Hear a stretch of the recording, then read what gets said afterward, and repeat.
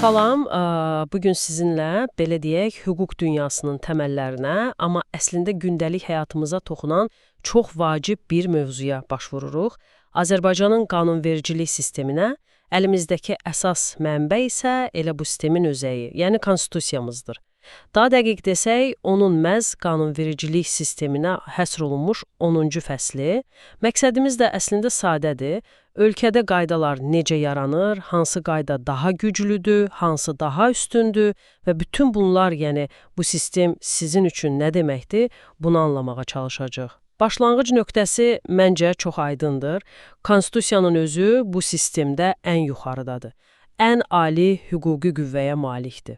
Və vacib odur ki, o təkcə kağız üzərində deyil, birbaşa qüvvədədir. Yəni, məhkəmədə, hər hansı bir idarədə birbaşa ona istinad edə bilərsiniz.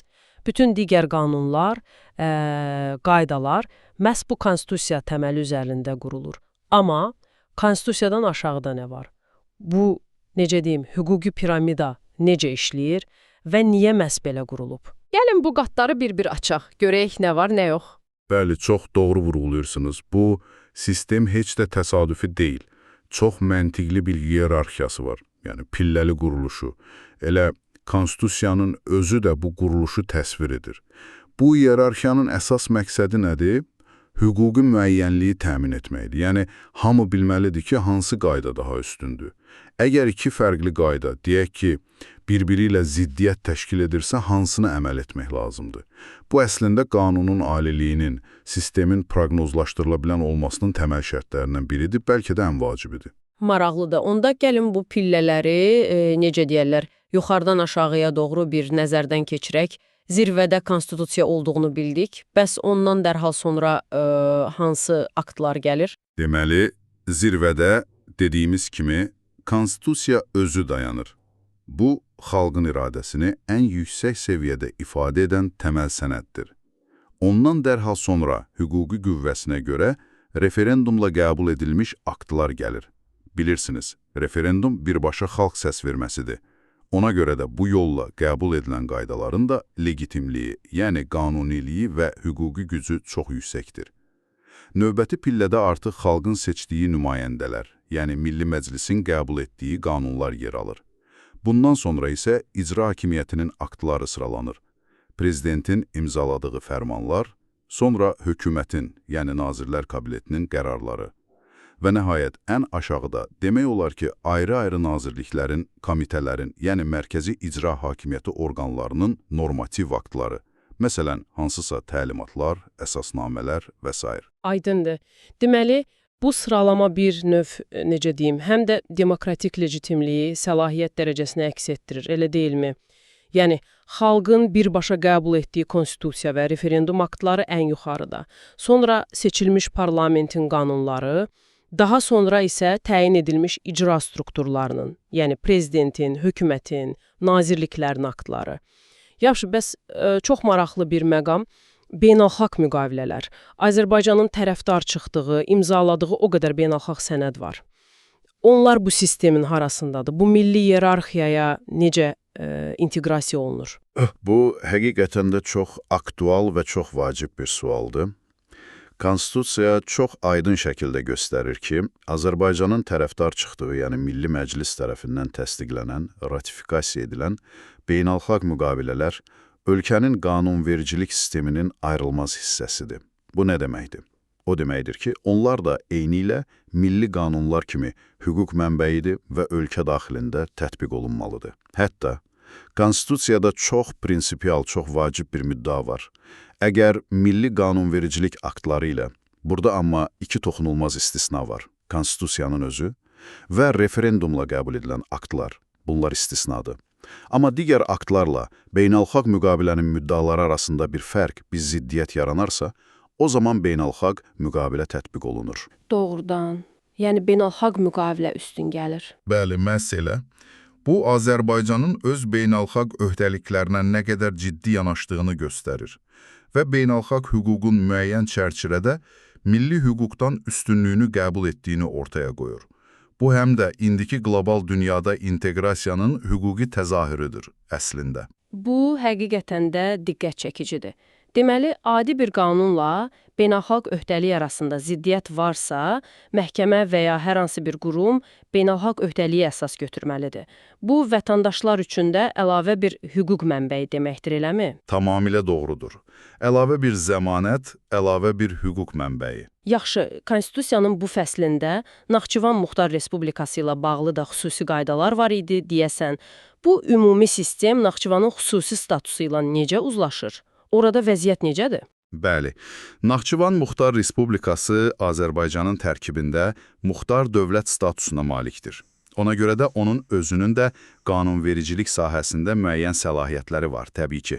Orada Azərbaycan Respublikasının ümumi qanunvericiliyi ilə yanaşı, Naxçıvanın öz konstitusiyası var, Naxçıvan Ali Məclisinin qəbul etdiyi qanunlar var, həmçinin Naxçıvan Muxtar Respublikası Nazirlər Kabinetinin qərarları var. Bütün bunlar da orada hüquqi qüvvəyə malikdir. Ancaq burada əsas məqam nədir? Odur ki, Naxçıvanın qanunvericilik sistemi bütövlükdə Azərbaycanın ümumi qanunvericilik sisteminə, xüsusilə də Azərbaycan konstitusiyasına və Azərbaycan qanunlarına tam uyğun olmalıdır. Ziddiyyət təşkil edə bilməz. Yəni, muxtariyyət var, amma bu muxtariyyət ölkənin vahid hüquq məkanı çərçivəsindədir. Anladım. Məhz elə vahid hüquq məkanı qorunur. Həmçinin daha aşağı səviyyədə yerli icra hakimiyyəti orqanları, şəhər və rayon icra başçıları, onlar da öz səlahiyyətləri daxilində normativ xarakterli, yəni ümumi qaydalar müəyyən edən aktlar qəbul edə bilərlər.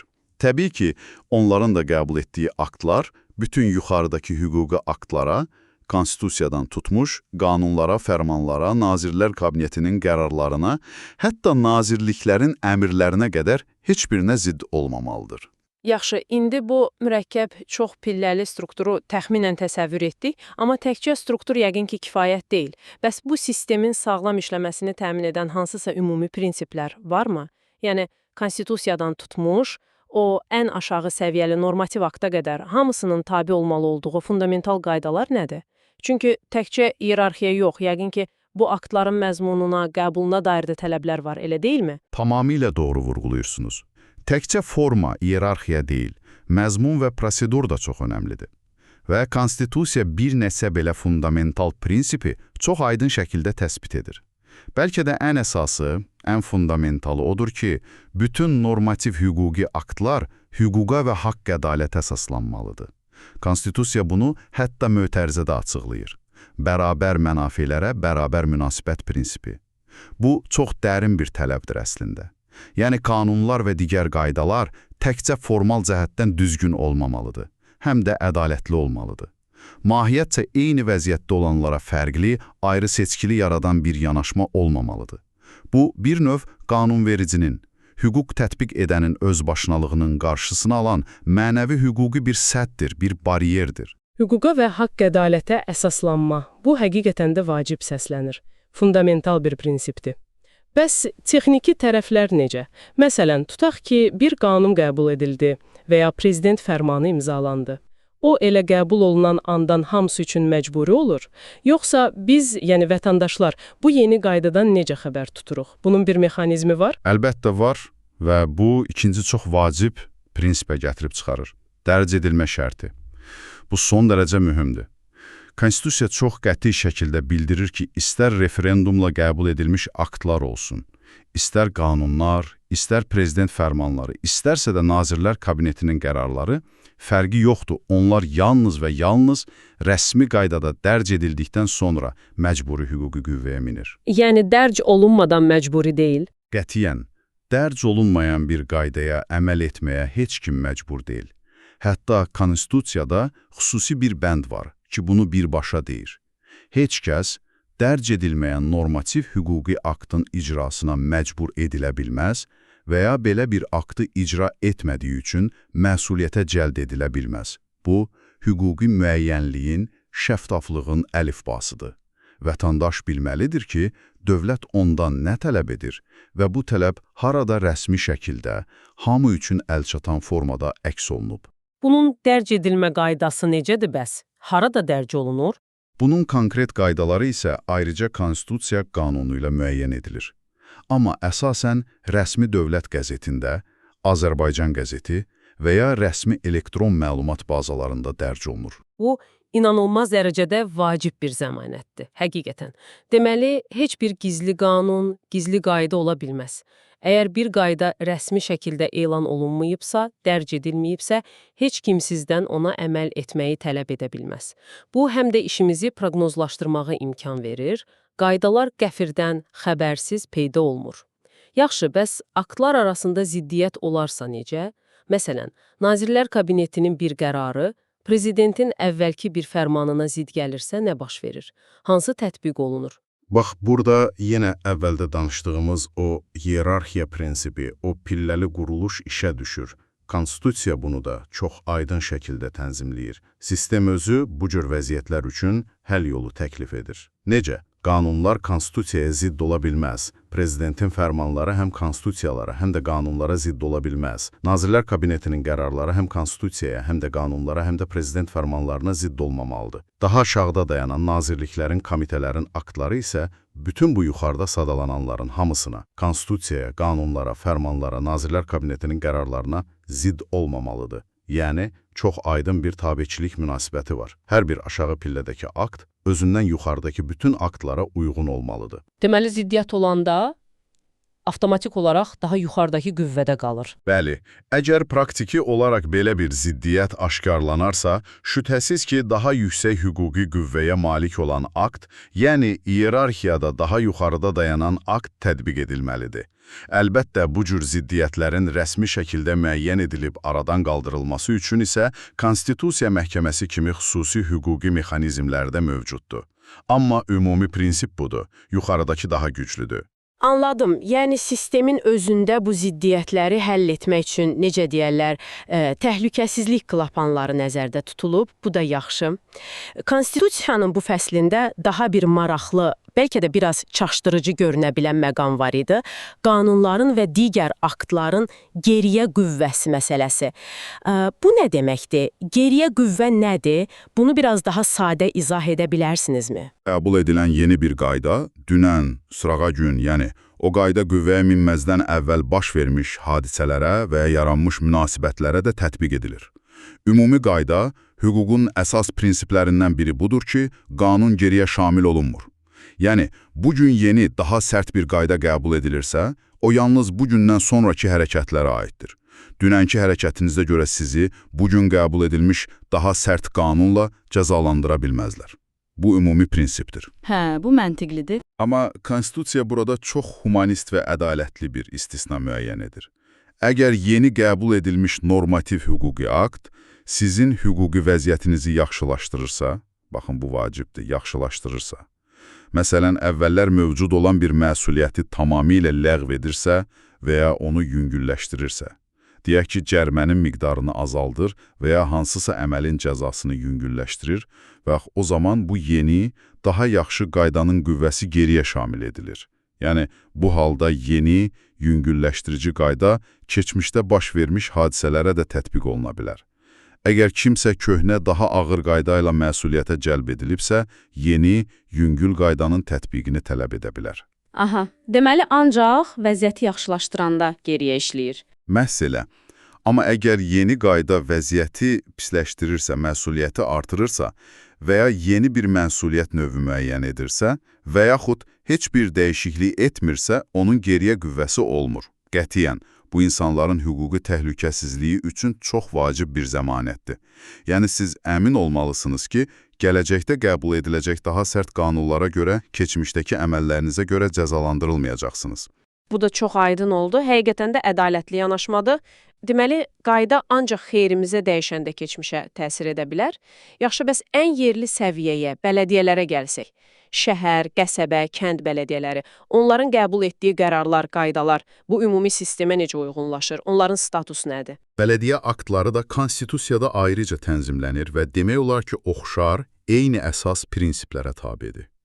Birincisi, onlar da hüquqa və haqq ədalətə əsaslanmalıdır. Bu, ümumi tələbdir. İkincisi, onlar da ümumi hüquqi hiyerarxiyaya tabedir. Yəni, konstitusiyaya, qanunlara, prezident fərmanlarına, Nazirlər Kabinetinin qərarlarına zidd ola bilməzlər. Əgər Naxçıvanda fəaliyyət göstərən bələdiyyədən söhbət gedirsə, o zaman əlavə olaraq Naxçıvanın öz konstitusiyasına, qanunlarına və hökumət qərarlarına da zidd olmamaq tələbi var.